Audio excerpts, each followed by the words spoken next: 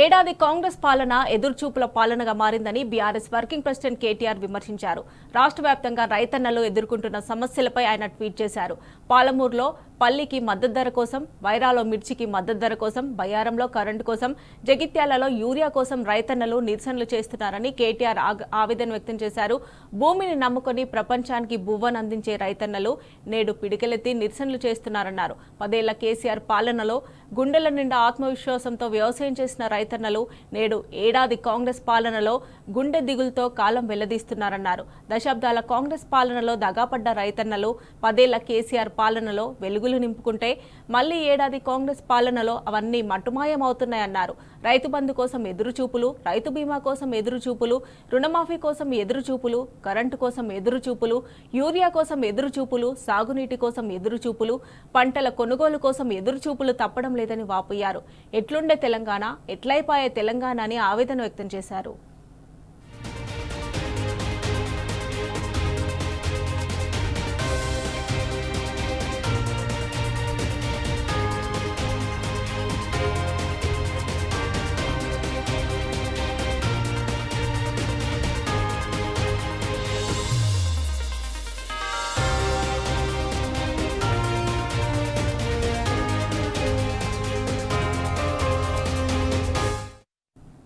ఏడాది కాంగ్రెస్ పాలన ఎదురుచూపుల పాలనగా మారిందని బీఆర్ఎస్ వర్కింగ్ ప్రెసిడెంట్ కేటీఆర్ విమర్శించారు.